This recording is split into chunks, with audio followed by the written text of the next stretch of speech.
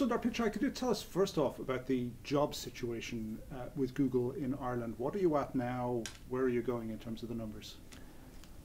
You know, it's been an extraordinary journey for us. We started in 2003, about 4 years after Google was founded, with 5 employees. We are at over 9,000 employees now. We are committed to continuing to grow. We now are moving 1,000 engineers into the new Bolins Mills building. Very excited about it.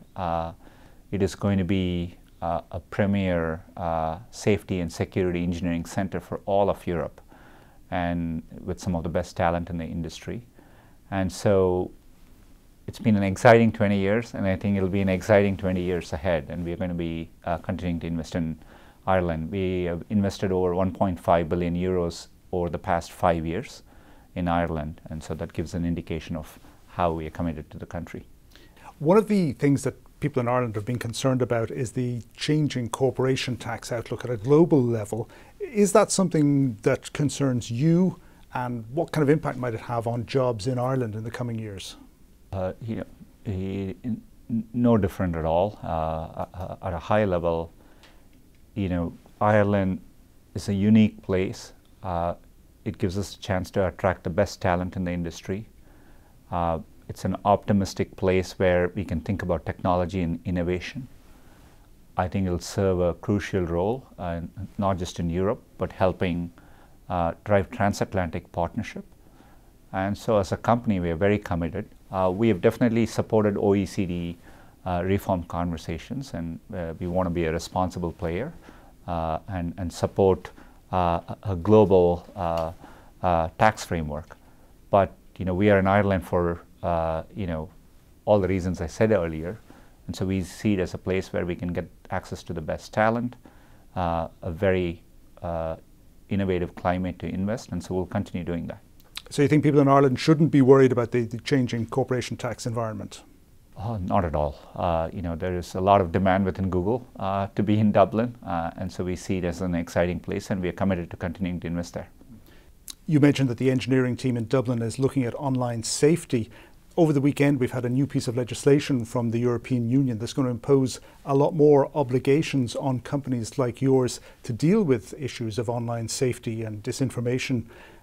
What do you think of that law that's just come out?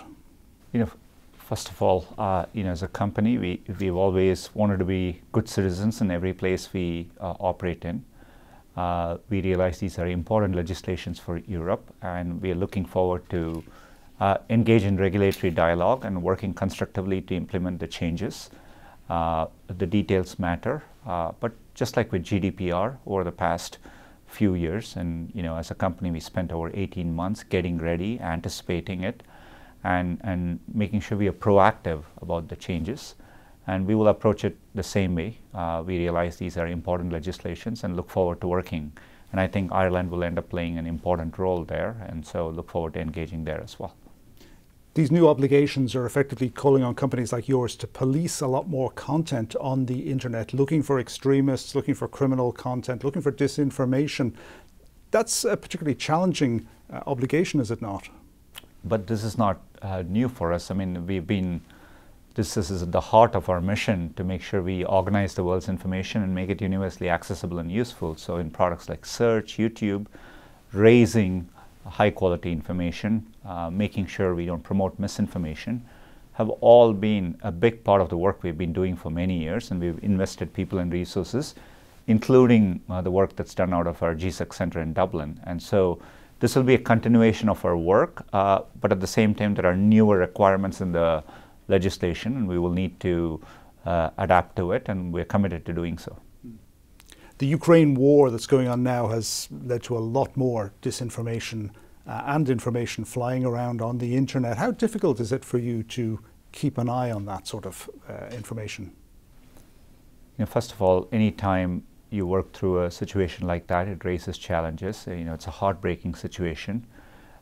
We have relied on many years of expertise in this area, and we have done this in partnership with important institutions, listening to feedback, and I think we've been able to take strong measures, and across our products, we've removed thousands of channels, videos. We've elevated high quality information, including journalistic content, around an important moment like this. And I think we've been able to strike the right balance, but we have to be vigilant. The work continues every day.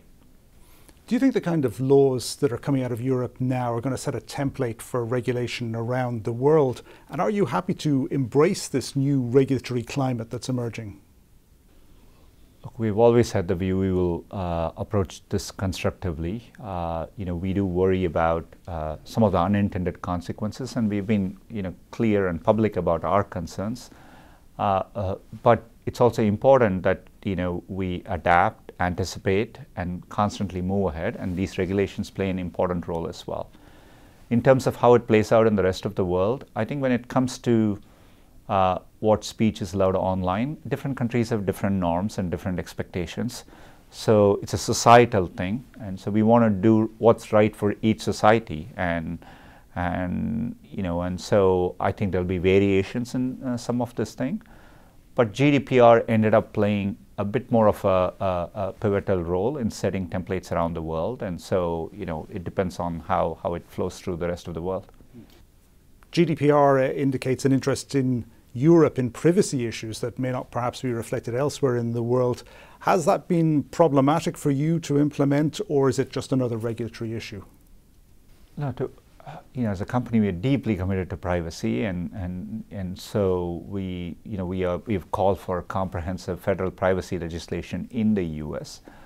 And I think it's important to have strong privacy legislation because it gives certainty to citizens, to people who use the internet, to companies. It gives a clear framework by which we can approach our products and services too.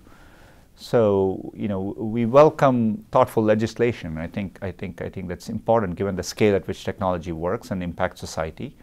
And so privacy is an area where I think it's important that governments around the world think about what's the best way to approach this for their countries. Now, you're hiring a lot of staff in Ireland and around the world, but in places like Dublin and also in San Francisco, housing is a challenge, and particularly the cost of housing. What do you think of the housing situation? We want to make sure the growth is inclusive. Internet brings many benefits. A big part of the work we are doing in Ireland is to support the digitization of small and medium businesses. I think that's critical to a country, and I'm very excited about our partnership with Enterprise Ireland to do more there. And so we approach that, and we have to. We are always engaging with governments to find better solutions, including problems like housing. We have done work here in the U.S., and we'll look forward to more conversations, including in Ireland as well.